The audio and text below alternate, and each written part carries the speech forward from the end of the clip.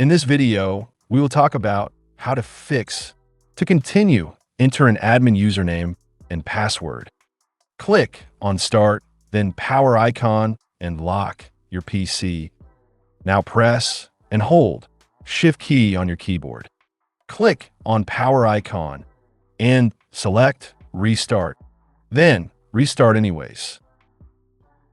Once you have these options, select Troubleshoot, then Advanced Options, then Startup Settings.